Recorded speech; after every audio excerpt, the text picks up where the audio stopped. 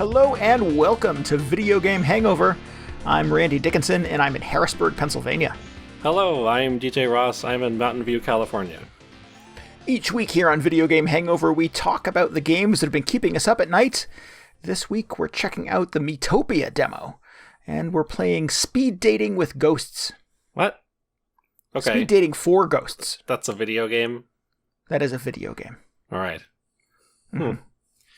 They truly just have every experience possible captured in video games at this point.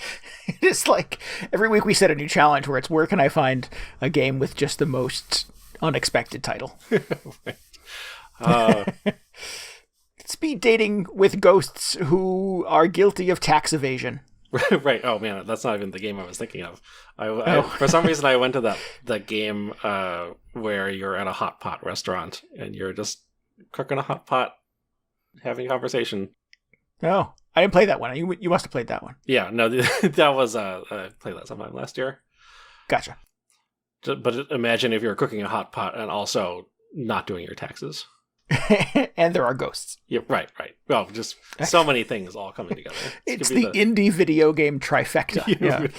You got some kind of meal, you've got crimes, and ghosts, of course. Sad, introspective ghosts. Yeah, just exactly. Sad ghosts. Oh, man. That really, I would play that game. I'm not even going to lie. Really? Somebody get on that. Put that shit on itch right now. Oh, man. What was the last game I played with a sad ghost in it? I don't know. I don't know. Probably Spiritfarer? Nier. Did you ever play that? I didn't play Spiritfarer yet, no. Well, I did play a little bit of Cozy Grove. I didn't get too far into it, though. Okay. Both those games have sad, introspective ghosts, yeah. It seems to be a thing now. I wonder if they're just, typecasting ghosts, though. Ghosts don't have to be sad. Some ghosts could just be thrilled. They're in Speed Dating with Ghosts, you get to obviously use speed date. I keep screwing up the title. It's called Speed Dating for Ghosts. Right. You get to go on quick speed dates, obviously, with a number of different ghosts, and some of them are very happy about being ghosts. Well, wait. So is the whole deal with a ghost you have unfinished business, right? Or is that just from Casper the Friendly Ghost? That seems to be a lot of the ghost thing, yeah, particularly in pop culture and video games. Yeah. So you think they're a little bit sad? Oh, and it was also Patrick Swayze, if I remember correctly. And there's pottery, and pottery is involved. The Everly Brothers playing on the radio. Oh man, no, Righteous Brothers. The Righteous Brothers. Let me get that right. To explain to people who Patrick Swayze was. All right, if you're under the age of 20, there was a movie called Ghosts back in the 90s. 90s, right? It was just ghosts. There was just one ghost. Even though there were multiple ghosts involved. But the movie was just called Ghost. Right. Ghost was the sequel. That was the one with the Space Marines. Right. Tom Clancy's Ghosts. Demi Moore in Ghosts. This time it's war. The first time, it was personal. Oh, so many just fake media ideas this week that I would be totally into. Hopefully somebody's writing all these down. Our official VGH bad idea documentarian. Yeah. We are now hiring. That's a full-time position. Yes, sure. Yeah. There's a posting up for that right now on LinkedIn. You should go over there and click the button. Just, easy apply and or whatever. Like every recruiter on LinkedIn, we'll just ignore it. Right. But we'll read it. We just won't get back to you. Correct. Yeah, you'll get the little message that says a recruiter has viewed your profile, but then nothing. Yeah. Silence. Mm. Perhaps I'm a little hostile from a recent job hunt. Sounds like you're speaking from experience. Sad, introspective living people also on this show. Yep. But anyway, I'm back to the world of the unemployed, and that's a good thing. Wait, you're back to being unemployed? I'm back to the world of being employed. Okay. Just keeping things straight. I was like, wow, already? Yeah. I was looking for a job, and then I found a job, and heaven knows I'm miserable now. Yeah. So now you're just back to being unemployed. I don't know where this is going. Yeah, I'm not sure. I have some big news. Oh, cool. Which is, well, first of all, I got my second shot, so that's good. Woo. But I tried, but onto the real news. I had my first ever Taco Bell breakfast. Oh. Because I had this shot very early in the morning, and I was like, oh, nice. when else am I going to have the chance to do the breakfast thing? What else can I accomplish before 10 a.m. on this day? Yeah, like how can I just counteract this good thing I did for myself immediately? How can I counteract putting healthy things into my body? Right. Oh, I think excellent. it really just like cancels it right out. I probably have the coronavirus now. Yeah, you got to go for like 3 more shots now. Right. Longtime listeners will know I am a strong supporter of Taco Bell's Crunch Wrap, also known as the only new category of food that has been invented in the last, I don't even know, the last century, let's say. Sure, I'll go with you on that. Yeah. Also one of the few hexagonal foods, and I think that's something that, makes it special. But for years, the breakfast Crunch Wrap has just been just outside my grasp because they only serve it until like 10 in the morning. I don't know when. And who's going to Taco Bell at 10 in the morning? I certainly am not. Right. I think it's probably a lot of people who are still up from the night before. Right. Yeah. But last week, the stars just aligned. I was like, you know what? I'm going to get that breakfast Crunch Wrap. We're going to see what that's about. We're going to see if it lives up to just the pedigree of the already esteemed Taco Bell Crunch Wrap. And you know what? I think it has a little ways to go. Oh, really? It's not quite there. I don't know what I was expecting. I was just expecting maybe a transcendent hexagonal food experience, but it just kind of tasted like insert any other fast food breakfast burrito.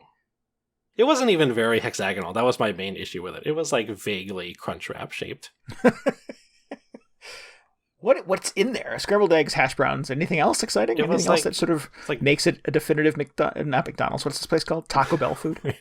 That was like bacon. So that was the other thing is, it's a Crunch Wrap. I was expecting there to be like a hard tortilla or whatever.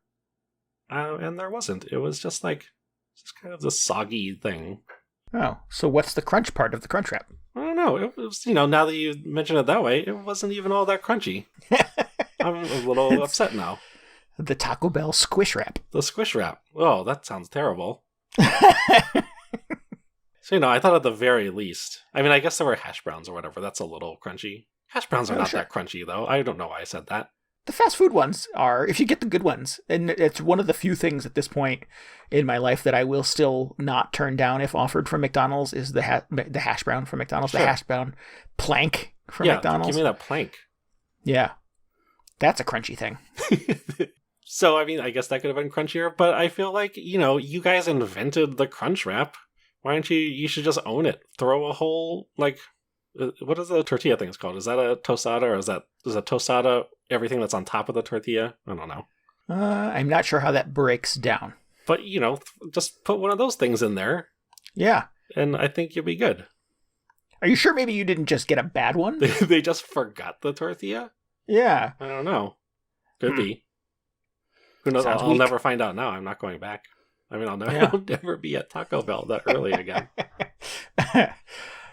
Sarah, I don't. It's not vegan friendly, unfortunately, so I've not had it. But Sarah not at all. Loves the Taco Bell breakfast, and again, on the rare occasions where we're out of the house before 10 a.m., there's always this sort of like, oh my God, can I either get a McGriddle or Taco Bell breakfast? I never had a McGriddle. Oh, she loves the McGriddle, and it is always sort of the pull. It's the thing that pulls her away from the Taco Bell breakfast. But she likes the little scrambled egg tacos. She's a fan of those. Okay, see, keep it simple. Maybe simplicity is best. I didn't have time to peruse the entire menu. I was real set on that breakfast Crunch Wrap. Sure, I think I would go there myself. Yeah, absolutely. Yeah. Well, now I'm curious. I just feel like there's more potential here. Anyway. Yeah. Well, that's disappointing. I'm sorry. Yeah, well, at least I got the shot still. Right, exactly. On the bright side. Yeah. You might not die of COVID. Yeah, hopefully not. Excellent. Well, good. Also, the coffee was pretty good. I was impressed, actually. I'm not a coffee connoisseur by any means. maybe not if you're clearly. drinking Taco Bell coffee. Right. Yeah, but seriously. I was like, this is fine. I'll have this. I've had worse coffee. Oh, I don't know if I'm strong enough to order a coffee with a straight face from Taco Bell. Really? No, it just came with the meal. So I was like, sure. Yeah. I mean, I'd rather have that than one of those breakfast Mountain Dews because that just sounds like poison. What is it? The Code Red? Is that what that is? No, it's like this No? horrifying. It's like it's yellow, like yellower than Mountain Dew normally is. Oh, jeez, I don't know. It's gross. I wouldn't trust it.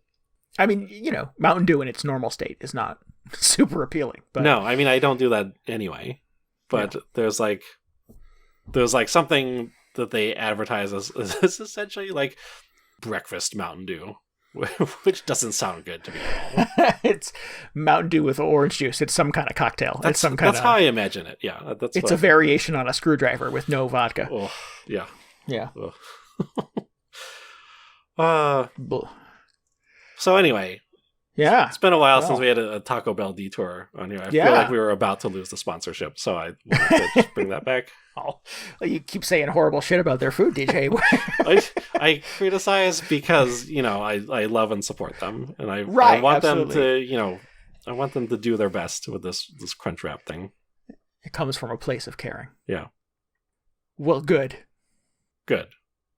I on a related breakfast type of thing. I was in Philadelphia last week, a real city, for a work related thing, and my hotel was right down the street from a vegan restaurant called Hip City Veg.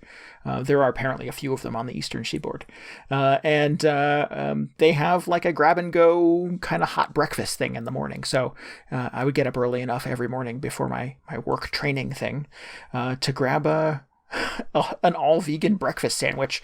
So they had like. Yeah, a little like biscuits with, fake scrambled egg, fake bacon, fake hash browns. Well, real hash browns on them. None of those meat-based hash browns. Right, exactly, yeah.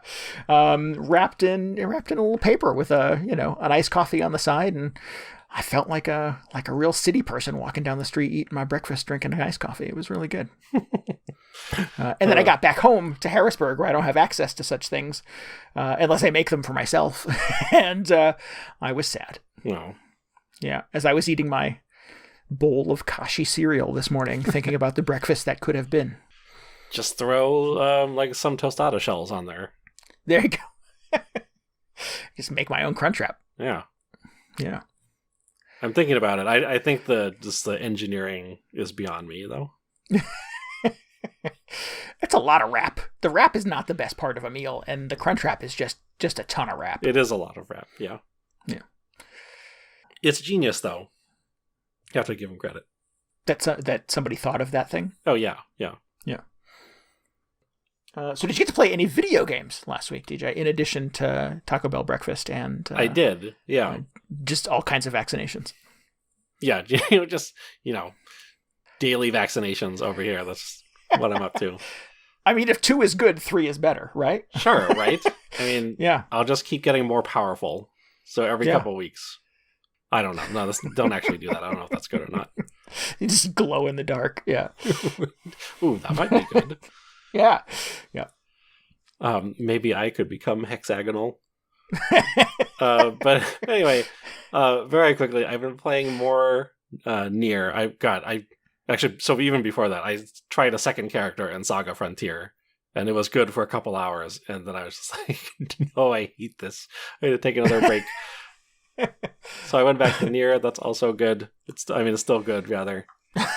Wait, you mean also good? It is good. Oh yeah, it is good. I'm still still very confused about Saga Frontier. If you remember, the first time I played Nier, I was trying to just get through the story and kind of ignored a lot of the optional stuff. But this time, since I've already experienced a lot of it, I was like, maybe I'll do the side quests this time. And there are a lot of side quests in this game. It feels like it's not quite Yakuza level, but it feels a little Yakuza. And a lot of that just boils down to doing these it's a game from 2009, so it's not the most sophisticated stuff. A lot of it is just from running from one village to the next, doing errands for people. Mm-hmm. But at along the way, you get these kind of interesting asides from the characters talking about sort of the jobs they're doing, and occasionally you get a little more NPC backstory. So it's interesting. There's some very Yoko Taro moments in there as well, because a lot of these just turn out to be just kind of sad and depressing. I guess that's kind of his thing a lot of the time. So that's interesting. It's a very Nier thing. Do you have a for example? There's one side quest that involves an old man and his pet dog, and you can just imagine where that ends up. No! So, unacceptable. So stuff like that. Can you pet the dog in Nier? Well, I don't want to, spoil it, but... Ugh. No, I'm out. Nope. So, but I think that's what draws a lot of people to the series, though. Just this weird characteristic where it's like, yeah, a lot of these little, even the side quests, just take unexpected turns, and have this surprising emotional impact on people. So, well, it's a plus. That's good. Yeah, I so support that. I'm glad that I'm getting to focus on that a little more this time. I don't feel as pressured to get through it. So anyway, that's Nier. I'm going to keep on playing that. I also played Miitopia. Yeah. Which is it is a remaster or a port or whatever of a 3DS game that is on the Switch now. No. Is it I don't think I realized it was a reworking of that 3DS game. I thought it was a new Miitopia game. Oh, is it new? I just assumed I don't know. It was another kind of 3DS refugee. Oh. Well, now I'm a little confused. As am I. Well, I'll just talk about this game, pretending the 3DS version didn't exist, I guess, because I never played that one. It is characterized by Nintendo as a remaster. A remaster. Oh, okay. Of level. Yep. That clears things up. There you go. It feels to me more or less like a deluxe version of one of those Street Pass games on the 3DS. Particularly that, what was it called? It was one of the Mii Plaza games. It was like the RPG one, where you get a whole crew of Miis together. I guess people you had Street Passed, rather. And you would all go and do this, you had to rescue the king, or no, you were the king, and all the other Miis were trying to rescue you. Okay, it's all coming back to me now. But it just feels like a supersized version of this, because it's got the Miis, it's got just fairly slight RPG mechanics. It's not gonna, nobody's gonna be like, oh man, Miitopia, RPG of the year, or anything like that. But it's all very sound. Better than Dragon Quest, yeah. Yeah. Nothing in it will surprise you, really. But it's very solid. It's very, very functional. Works better than Saga Frontier. Let me say it like that. Excellent. But it's super fun, because it's fun to just have any excuse to play around with these Miis again. I feel like Nintendo has really abandoned these things over the last few, or I guess maybe just on the Switch. Yeah. It does seem like a bit of a... I mean, obviously it was so kind of integral to the 3DS and then ultimately the Wii U. Because of those Street Pass games. I think those were the things that kept Mii's alive. Plus, I mean, sort of every attempt on behalf of Nintendo from a first-party perspective to put your Mii or a Mii of your choice in nearly any video game. So yeah, there was a lot of work to sort of integrate that into the Nintendo thing. Yeah. In the last generation, and it seems like a bit of an afterthought on the Switch. It still exists in the front end because my character avatar on the Switch is a Mii that I created new. Oh yeah, that's right. I don't think I did that. I just used one of the generic avatars. Yeah, I think a lot of people sort of pick, a stock picture of Link or something like that to go with, or you could make a Mii if you'd like. Right. But it stops there. I can't think of many or any other video games on the Switch where it will pull your Mii out of the Switch's memory and integrate it into a video game. Yeah, I know Smash Brothers you can play as there are Mii fighters, each with their own set of abilities, but those were never super interesting to me. And the big hang up with using Miis on the Switch is that all of my Miis are somewhere else. They're not on the Switch, and that may be why I never created one for my avatar, because I was like, well, so my Mii exists somewhere. I don't want to make a new version of it. Oh, it just has to integrate it from wherever that other place is. Yeah, and that was one of my sort of the challenges with playing this game. Is you start it up and it goes, okay, so create your Mii character. And I go, okay, great. Wait, where is my Mii? Is it on the 3DS? Is it? I mean, I know it's probably on my Wii U, wherever that is. But, it must be on the 3DS because I use it for all that Street Pass stuff. I wonder if I can send it to my Switch somehow. So I went back and opened up the 3DS and tried to figure this out, and I could not figure out how to do this. I don't know if there's a way. I don't know either. You would think there would be, but it is Nintendo. So. Yeah. There was something about transferring it to an amiibo somehow, because the Switch gives you the option to read a Mii from an amiibo. Oh. And I was like, oh, well, even if I did that, I don't know which amiibo my Mii would be on at this point, so I don't know. Jeez, I mean, Microsoft went after the sort of success of the Wii and the Mii's everywhere on that platform. Microsoft did their own little sort of avatar thing, and they have stuck with it across, I think, 3 consoles now. So it's weird that the thing that they sort of, copied wholesale from Nintendo, it seems a little more feature rich on the Xbox than it does on the Switch now. Yeah, that's kind of weird. So anyway, I couldn't figure out what was going on with the 3DS. Incidentally, when I opened the 3DS, what should I find but just the 3DS Miitopia demo that I apparently never played. It was still in the little gift box from the eShop there. So I was like, oh, weird. But I thought, okay, so my Mii's must be on the Wii U then. And I kept, the more I got into this game, I am not even very far into this game at this point, the more Mii's it would ask me to create to, use as characters in Miitopia. So I just thought, well, this is going to be a weird experience if I don't have any Mii's at all. So I'm just going to, I'm going to have to plug in the Wii U and everything. So eventually I decided, just for the sake of talking about it on the show, I will dig my Wii U out of storage and plug that thing in and figure out how to get all these Wii U's, or all these Mii's transferred over the Switch so I can actually experience this game in some... And I feel like the way it was intended to be played, with all your custom Mii's everywhere, instead of these generic characters. But I'm just kidding, because it is way too much work.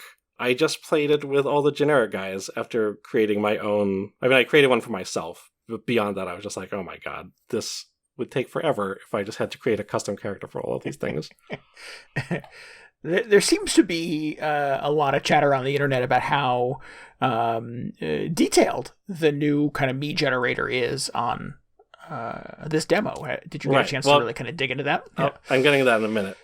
Okay, sorry, I didn't mean to jump ahead. I apologize. No, that's fine. I was going to say, though, in a way, I feel like this experience, the one where you don't have any Mii's to draw from, is probably going to be more reflective of everybody else's experience trying to play this on the Switch, because, I don't know, unless you've been doing a great job of migrating all your Mii's over, you probably don't have any Mii's on your Switch anyway. Yeah. So, let's see how this works. That's kind of the fun thing about that little RPG, is you could pick, I forget how many, 4 or 5 Mii's that you had street passed from your plaza to play the little RPG with, and they would be your team essentially. Right. And they always had deals where you could get Reggie Fils-Aimé's Mii, or you could get Iwata's Mii, or other Nintendo celebrities. Right. So I'm like, who's not bringing Reggie into the battle? I'm taking Reggie. So it would be me and the C-suite at Nintendo basically trying to take down a dragon or something like that. Yeah. In fact, I think those are the only people who are left on my 3DS. It was me, and I think you were maybe on there, and it was Reggie and David Bowie, and then there was just a bunch of random people. I thought, well, this is a good party, but they're all just stuck here, so what can I do? They will live and die on the 3DS. It's funny that you had David Bowie, because I have Morrissey on mine. I remember that distinctly, as someone made a Mii of Morrissey for Wii Sports or something like that, and I've had it that long. I've integrated or transferred Morrissey across all of my devices. Nice. Yeah. So anyway, what was I getting at? So I apologize. I am full of detours today. I ended up just playing this in just the most kind of Mii bereft way possible. Fortunately, for a lot of characters, it gives you a default option. You can just be like, no, I don't want to create a Mii for this one, and I don't have any Miis to import, so please just use this fallback option, which for the most part is fine, but it does really feel like the entire time, like this would be so much more like, personalized, obviously, but just kind of weird and like non sequitur. It's like Mad Libs, essentially. If they introduce the big villain and it's like, oh my god, instead of, a big dragon or something, it's Reggie Fils-Aimé. or it's like my mom or somebody. Right. Like, yeah. Because you're just like, oh, that doesn't make any sense. But it's funny. Yeah. And that would require you having sort of a catalog of Miis of various characters and people in your life on your device for it to draw from. Right. That would require, like, I would have to go back to the Wii U and get my original, like, collection from like the original Wii, because I had all my friends there and my family on there, all the people were so into creating Mii celebrity lookalikes back then. Who knows who else was on there? It would have been great, but that's not the situation in 2021, unfortunately. So for the most part, the you start out with all these generic townspeople, and that's fine. And then the big villain appears, and his deal is he steals all the funny Mii faces off of the villagers and places them on monsters, who then roam the landscape. And it's your job as this adventurer to go take back everybody's faces. Oh. So you do that by playing this very serviceable extra large Street Pass game. It was surprising how automatic the whole thing felt, in a very Street Pass way, because you go out into one of these field areas, and it's not like you are guiding your Mii around the map at all. It just walks from left to right on the screen, like the Street Pass version, and occasionally a monster appears, and then at that point you enter into a battle. But as soon as the battle ends, you're, just back to the screen where your Mii is walking through the field, and occasionally saying just weird, inconsequential quips to himself, like, I'm thirsty, or whatever. Mm-hmm. Just, all those weird things, like just the funny little throwaway lines that, did you ever play Tomodachi Life? I did not. You did not? Oh man, Tomodachi Life was so good. But that was just another instance of, like, a very Mii-heavy game that sort of like relied on just the ad lib, or the Mad Lib style, just randomness of like, well, the way these characters are interacting and coming together and saying things doesn't really make sense, but that's what makes it funny. So you'll be walking through the field and they'll just say random stuff, and you're like, that's it's just amusing because it is completely meaningless in the greater context of things. Right. And occasionally, so you get to the end of this field area and you come back to an inn, and at that point you engage in all these, like, what feel like this actually feels a lot more like Tomodachi Life as well, in that you have to, like, manage your Mii party by, like, buying stuff at the store for them and feeding them different foods that you've collected in the field. And they all have, like, funny reactions to them, like if they don't like the food or if it's like their favorite food. But just weird stuff like that. It feels like this is sort of a collection of all these different Mii-related games all coming together into one. Weird. Yeah, it's pretty weird. Oh, but then so the customization stuff. So I discovered this because eventually you have other characters join your party. And I feel like these you really do have to customize. I don't remember if there's a generic option, but, like, these are your party members, so you should customize these if you don't have, like, stand-ins ready to go. Right. And that's sort of half the charm and appeal of lots of JRPGs, is being able to sort of kit out your party and change their appearance and things like that to make it, a group of people you'd want to hang out with for 50 to 100 hours. Right. Yeah. So I was trying to figure out what to do, though, because I was like, well, I know I have this collection of Miis, of, like, real people I know, but they're not here, and I would feel weird on some level, just, like, recreating one of them from scratch in, like, 30 seconds. So what I ended up doing is I just picked other characters from games I was playing. So I had, like, I needed a wizard, so I put in my wizard from Final Fantasy, and then I think my healer is from Dragon Quest IX. But yeah, so after you're done just doing the basic customization on your Mii, you have the option to give them like wigs and makeup. And this feels almost like sort of the Mii editor 2.0, because you can get pretty crazy with some of these options. Like, first of all, the wigs give you so many more hairstyles that you couldn't have with the basic Mii editor. But then with the makeup, you get all these different eyes and just different facial features, and you can put stickers on them. Like, you give them tattoos or face paint or whatever. Oh, wow. So it really feels like, I don't know, if you made a custom character in a fighting game or something, is what it most reminds me of. It's weird that they handle it as makeup and tattoos or wigs rather than just adding those hairstyles to the hairstyle editor for the Mii.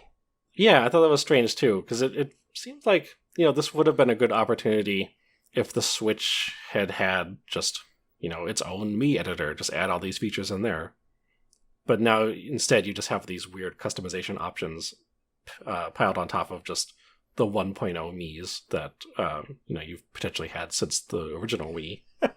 So instead of writing a whole new Mii program, they just took the old one and tacked some new shit onto it. Yeah, exactly. They literally put wigs on them and, lipstick or whatever. Right. Have you heard the expression lipstick on a pig? Yeah, exactly. Yeah. Yes. That's pretty much what they did. But it was fun. I mean, I didn't get too far into the the wig and makeup stuff, because I was just like, I was having so much fun just with using the original Mii editor for the first time in like 10 years. And though the wig options just seemed like so much to take in. But I could really see, like, I thought about going back and thinking like, wow, maybe I should actually create people to be stand-ins for the villagers and all that. But at that point it was a little late. So anyway, you end up getting into all these weird Tomodachi Life style situations at the inn at the end of every quest, where they're just like, you have to pick Miis to room with each other, and then you build up relationships between them that way, and that in turn makes them more effective in battle because they will like support each other and all that, which is kind of fun. But for the most part, it's just the same loop of like, you go out to like the field area and your party walks around and gets into fights. Occasionally you'll find like a treasure chest or a fork in the road or something like that. And then you go back to the inn and do this little party management mini game. And that seems to be sort of the general loop. Is it fun? Is this something that you found compelling and now you want to play this game, or where are you at with Miitopia? It was fun in the same way that, like, a Street Pass game is fun. It's not like the most engaging thing. Like, the battles were much more involved than the Street Pass battles. Like, they are actually RPG battles, or kind of, because you really only control your main character, which I thought was a little off-putting. But, some 100-hour RPGs work the same way these days, so who knows? Maybe that's a plus for some people. But yeah, I felt like a major draw of this game would be the ability to play an RPG with your friends and family members inserted into like all the different character slots and all that. Yeah, definitely. And so I feel like it loses a little bit not having that component. Also, I said the gameplay is kind of serviceable. But it's not like totally enthralling and pulling me back in. And I think this game it's like fairly substantial. It's maybe 20 or 30 hours long if you play the entire thing. So it's like a real RPG in terms of just like length. You don't mean the demo, but the full game is 20 to 30 hours. Yeah, the full game. I mean, the demo it was quite long. I played it for a while and I didn't get to the end. Oh, wow. So if you're like really dying for an RPG, like a simple RPG, which could be interesting, and you just have either a pretty vast collection of Mii still, or you are willing to go back into that editor and design a bunch of Mii characters on a weekend or whenever, maybe this is your thing. I don't know. To me, I think like I enjoyed the demo. I don't think I would play another like 28 hours of it. Right. Oh man, How Long to Beat says the completionist playthrough. This is the 3DS version, because the Switch version isn't out yet, obviously. But the completionist playthrough of the 3DS version is 58 hours. Oh my god. I have no idea what that would like. that would involve. Because I know the Street Pass game had a second quest or something, which was just the first quest again. So who knows? Huh. There are a lot of different jobs that you can assign to your party members. Like, you can only have 4 people in a party, but there are definitely more than 4 jobs. So who knows? Maybe you unlock even more along the way, and that you have to cap all of those off. Huh.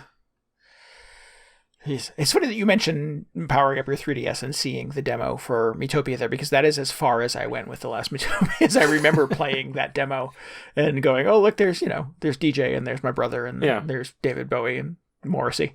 But it was never enough to sort of like spin me off into playing the new game. So when the demo came out and, Polygon and Kotaku and stuff started talking about how much fun they were having with the character editor, I was like, in Miitopia? Really? That seems surprising. Yeah. So yeah, it's I don't know. It's weird that this thing has a second life and is suddenly, I don't know, the big first party game in May of 2021 for the Switch. Yeah, it seems questionable. I mean, I kind of get, I could see where there might have been interest in quote unquote a real game involving Miis, because I'm not sure what the general opinion on Tomodachi Life was. Sure. Like, that was just, I don't even know if that game ended. It was just kind of this weird sandbox where Miis would do weird, amusing stuff. But I feel like I would be way more open to a Tomodachi Life 2, or even just a Tomodachi Life remaster on the Switch, than I would be in playing like this kind of linear RPG campaign with the Miis. Yeah. I would love to play Tomodachi Life again. Actually, I wonder if all my Miis have like starved to death in the hotel or wherever they were staying. I forget if you have to feed them in that. I think that was one of the hooks of it, right? You had to sort of figure out what their favorite food was or something, right? Yeah, no, that's right. Uh-oh. Well, a little worried now. Yeah. But anyway, so, the demo, the Miitopia demo, kind of a light commitment. A fun opportunity to go back and remember the glory days of the Wii when everybody was super into Miis and all that stuff. Sure. And if you didn't have a 3DS, you have access to this thing now, which is fun. And if you're looking to introduce someone in your life to maybe a light RPG experience in the hopes that maybe someday you can convince them to play, I don't know, Dragon Quest, Yakuza 7, whatever, Persona, then maybe it's a good way to kind of whet their appetite. I feel like, man, it's a pretty steep step from Miitopia to playing like Yakuza 7. But sure, maybe they'll just be that into it. Sure. Yeah. Yep. Maybe they'll finish a 60-hour completionist playthrough of Miitopia and go, what else is there? That's true. I mean, those are definitely the people you want to scout. They're just like, oh man, you spent 100 hours playing Miitopia, then I've got the perfect game for you. Have I got a thing? Yeah, exactly. Yeah. Oh man. Anyway, so I mean, it just felt like those Street Pass games all over again, where it's just like as inoffensive as possible and just like kind of sugary and enjoyable the entire time, but not, revolutionary. Yeah. Yeah. Geez, I would take more of those Street Pass games. I would take Street Pass again. That was a lot of fun. That was one of the highlights of 3DS ownership, was collecting puzzle pieces and playing all those little games. And when Nintendo would do the Street Pass events where you could get Reggie Fils-Aimé's Mii in your system, those were always a good time. And there is just not a parallel experience on the Switch. Yeah. I mean, nobody's been going outside for the last year and a half, so this is true. It's been a bad year. There would definitely be a dearth of that right now, but yeah. We I had mentioned in a previous episode that we had a member of our community on Discord trying to decide whether or not they should in 2021 pick up a 3DS. We've talked about this, and we had yet another member of the community suggest, get a 3DS, and that way, we can all go to video game conventions this year after we're all vaccinated and have achieved herd immunity, right. And we can start street passing each other. We can keep it alive. That seems very appealing to me. I would happily do that. I think, I can't remember if I brought my 3DS the last time I went to a convention. I feel like I must have. I remember at it's its such peak. A Street Pass thing. just having to clear hundreds of street passes while waiting in line for panels and demos and stuff like that. And yeah, I did bring it 2020, and it was not nearly as pervasive, obviously. Yeah. Well, it's too bad. Yeah, still fun. Anyway.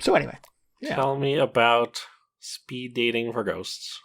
Yeah, so this is a very unusual game. This is,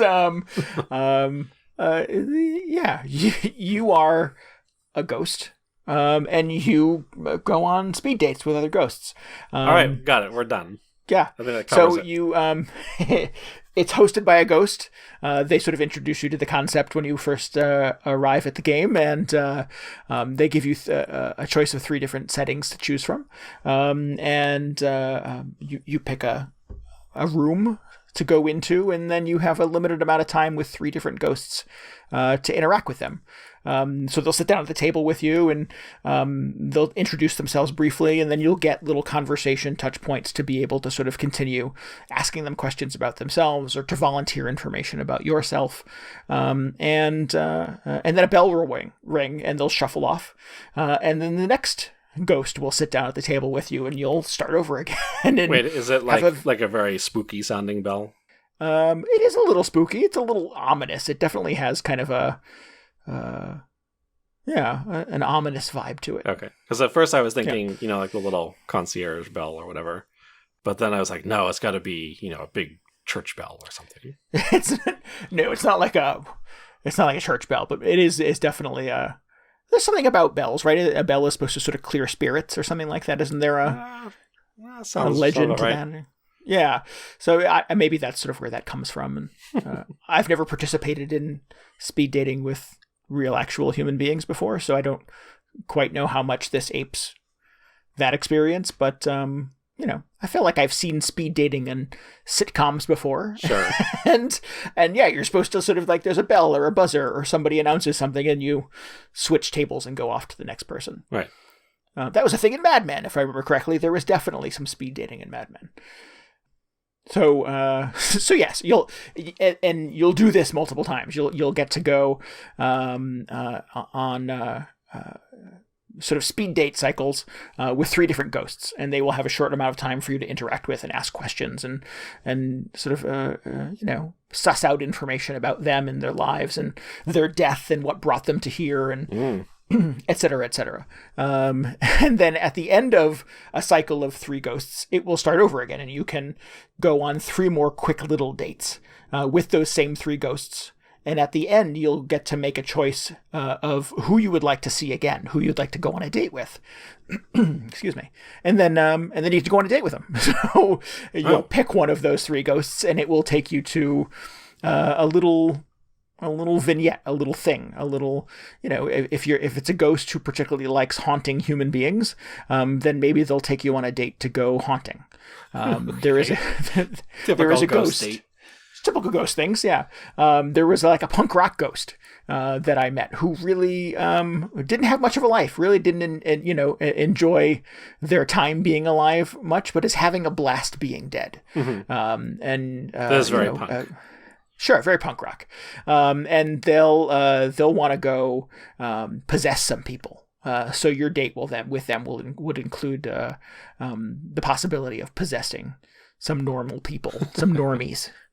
There was a very sad one who was a woman who haunts a senior center, an old age home essentially, and you will go with her to the home where her life partner is dying. Oh. On a date. And sad things ensue, of course. So these aren't all happy dates. They're not all happy endings. A lot of these people sort of died under horrible circumstances. There is somebody I talked to during one of the speed date cycles who I haven't gone on a date with, who was murdered. And they have spent their afterlife haunted by that because they don't know who killed them or why. They just remember the pain of the experience. And so there's some deep stuff that happens in some of these conversations. It does not sort of shy away from, maybe some of the cold, hard things that happen in death. It is mostly pretty kind of lightweight, but there are a few kind of heavy conversations that happen as well. So yeah, it's interesting, and kind of a lot of work has gone into creating very distinct personalities and backstories for some of these characters. And in fact, after you go on a date with a character back at the main menu, you'll be able to go to a little sort of visual depiction of a graveyard. And after you've gone on a date with a specific ghost, it will fill in their grave in the graveyard. Well, and if you click on it in a kind of weird way. It's very sort of lightweight. And if you click on the little grave, you'll get kind of a birth and death, and like you would at a gravestone, and a biography of them that kind of fills in some more of the blanks of their lives and the things that they, because obviously a grave is for the living, so it's more about kind of what they did up to the point where they died. You only get to know them from death forward. So it's interesting. Again, a lot of work has gone into kind of characterizing these ghosts. And you get to kind of role play your interaction with them. You can be surly, you can be confused, you can be choose to be sort of a new ghost who is still trying to figure things out, or you can be kind of a worldly experience ghost. And it gives you kind of dialogue options to kind of choose your way through some of these things and decide how you want to kind of role play your perspective on these dates. Okay, that's something I was going to ask. Is so when you're answering questions about yourself, it's about like you're just giving honest answers, like how you would actually answer the question, or you can freestyle. It seems like there have a little bit. It seems like there are enough kind of conversation dialogue options to be able to choose, in most circumstances, answers that seem kind of organic to me. When I first started playing it, when I first started dating, I chose a lot of the ones that were like, I don't even know why I'm here. I'm super confused by this. I haven't been a ghost for very long. What are some of the benefits and perks of doing this? And then as I've gone on more and more dates and talked to more and more ghosts, I feel a little more worldly and a little more wise. And I feel sort of better prepared to give people advice. You do encounter a ghost, in fact, a person who doesn't know they're dead. Oh. And they discover that they're a ghost during their brief time speed dating with you. And they're dealing with the weight of this and trying to sort of figure it out. I'm sort of glad I didn't meet that person early in my cycle of dates, because I don't know what kind of advice I would have given them. But over the course of playing this more and more times and going on more dates, I felt a little better to sort of kind of hold their hand and talk them through some of the emotional stuff they were dealing with. And it's cool that the game gives you kind of dialogue options to be able to kind of role play those perspectives a little bit. That's interesting. Yeah. Huh.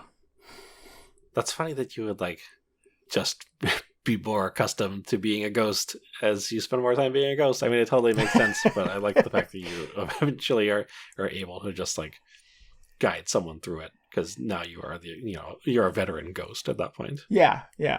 It's just, I feel it's, it's interesting in a lot of ways, because obviously it's a very sort of unique perspective for a video game. Yeah. But it is not kind of what I think I would expect from a dating sim. I don't know, I feel like not a lot of the encounters in the speed dates are people looking necessarily for romance. Or sex. It is more about people sort of trying to figure things out, because they're ghosts. There's probably, not a lot of need for necessarily romance or safety or companionship at that point. I think they're just looking for connection in a lot of ways. So the ones that are the chattier, that have stories to tell or things to figure out, I feel like those dates feel more useful. Yeah, they don't necessarily feel more romantic. It doesn't feel like, again, when it sort of asks you, who do you want to go on a date with? I'm like I don't necessarily feel kind of a romantic connection to any of these characters, but it's who do I want to see more and talk to more, and who do I feel like I can help or can help me more. And those are inevitably the ones that and the first couple of dates I went on were the people I felt like I just need to talk to more. I need to have more dialogue with. So yeah, I don't know. It's just a very interesting perspective on a video game, and just some very kind of rich characters and a lot of interesting kind of dialogue and exploration that goes into those encounters. I'm curious, because I've never played like a straight up dating sim. I always played ones that were kind of offbeat. Yeah. I don't. I think that's how you would get me more often than not to play a dating sim.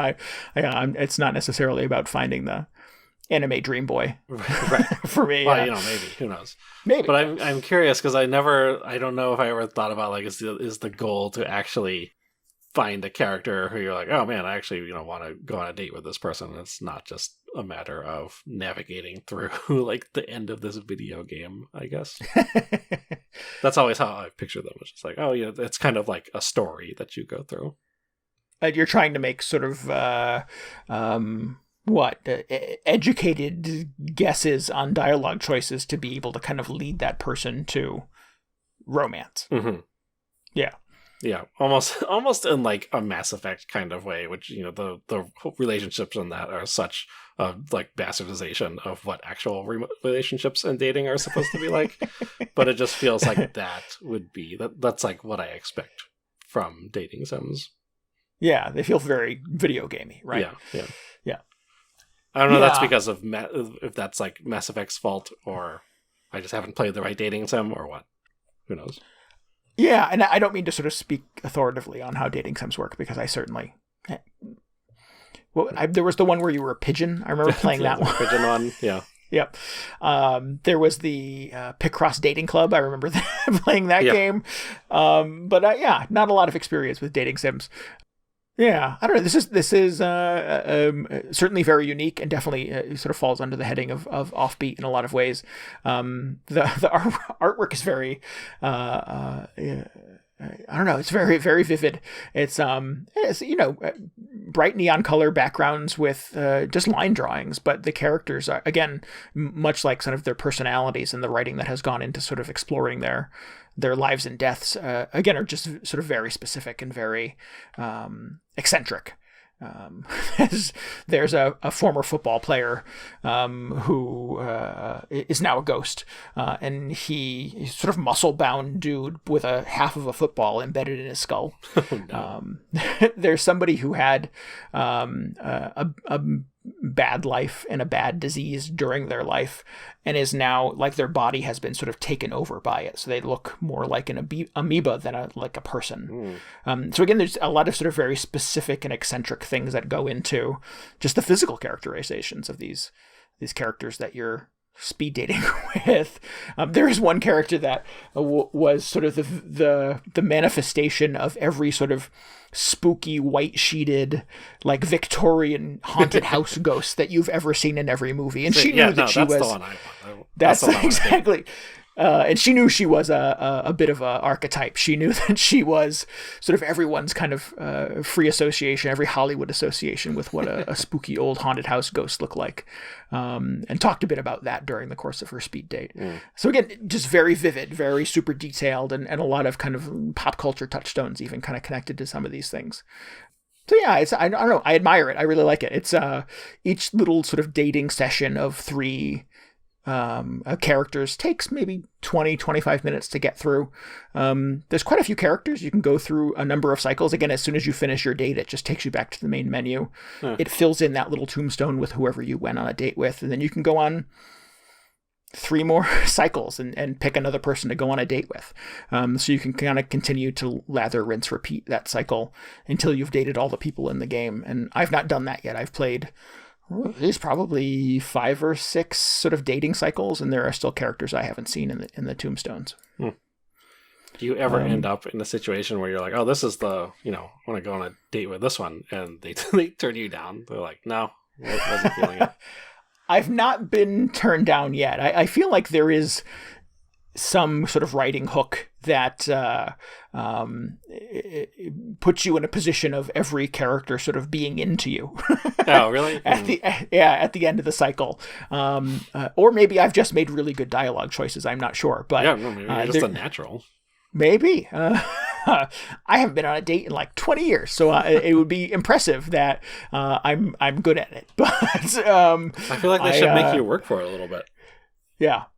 Yeah, no, I think the first couple of cycles I was trying very carefully to make sure that I didn't offend anybody or pick bad answers or anything like that. But you do meet a few characters who are surly or who are unpleasant. And so I kind of give it back to them a little bit. I stand my ground and I be a little more assertive, and I don't let them kind of railroad me into answers. And they still kind of come around and like me on the second cycle of conversation. So I feel like you can't really fail it, unfortunately. Well, I mean, maybe that's for the best, because then you wouldn't get to go out and like haunt all those people. Right, exactly, yeah. And there's something, if somebody says, let's go possess some normies, then, I don't know, maybe that's fun. Maybe that would be a cool thing to do after 300 years of being dead and you've tried everything. Yeah. Well, have you been dead for that long? Or just some? I don't know. I'm not sure. You kind of write your own story as a character in this. The characters that obviously you speed date with have sort of very vivid backstories, and you're kind of sketching yours as you go along. What are you playing this on? Is this on the Switch? I'm playing it on the Switch, but it's also on Steam. It's also on itch.io. Excellent. It is only $7. It feels like there's a pretty substantial game here. Nothing that sort of overstays its welcome. You could certainly get through it in a couple of hours, but worth every dollar of that $7. I think I'm having a good time with it. I really like it. Just another unmentionable itch game. Can't talk about. Oh, cool. So yeah, this is called Speed Dating for Ghosts. And yeah, it's definitely a surprise. I grabbed it off the Switch eShop because it had a funny name and I liked the artwork. And then I sort of got into a couple of cycles and I was like, wow, there's a lot going on in this game. It is heavy. So I would recommend if that seems like your kind of thing, maybe give it a shot. Nice. Yeah. I'd love to speed date a ghost. There you go. Have I got a game for you? All right. Well, I'm going to do a little ghost speed dating, a little tax evasion. Good weekend. Yeah. All of those things you probably wouldn't do in real life. Yeah. As a responsible adult. Right. Cool. Well, let's wrap this thing up so I can go on a few more dates. All right. Excellent. If we need any more video game hangover in your brain, you should follow us on Twitter at twitter.com/VGHangover. And you can always get show notes and links and tell us what you thought about the episode at VGHangover.com. We would love you to hop into our Discord and hang out with us, chat about video games and stuff. You can get a link to that at VGHangover.com as well. Please subscribe, rate, and review us on iTunes, Spotify, Google Podcasts, YouTube now, and anywhere else you can get a podcast. And don't forget to tell your friends about the show. Yeah, tell them about, I don't know. Just tell them to listen to the show. Let's keep it simple. Anyway, we want to give thanks again to Felly Kitty for our intro and outro music this week. Please head on over to fellykitty.bandcamp.com and listen to more of our stuff. It's good. Yeah, absolutely. It's very good. We'll be back next week. Man, I can't believe neither of us are playing Resident Evil. That's surprising to me. I am, yeah. No, yeah. Probably not going to play that. It looks terrifying. I'm enjoying, I want to know what's up with the tall lady. Everybody loves the tall lady. Demetrescu. Lady Demetrescu. Yeah. Or what? I don't know how to say it. Most of all, I want to know how to pronounce that. But I think I'm good for the most part. Really? I'm intrigued. I mean, I'm intrigued, but not enough to make me play, a first-person horror game. All right. Well, lots of video games in the world. We'll have to play something else. I kind of want to play Resident Evil 4 again. I never played 5 or 6, which are just, here very few people speak favorably about 5 and even fewer about 6. So that could be an experience in and of itself.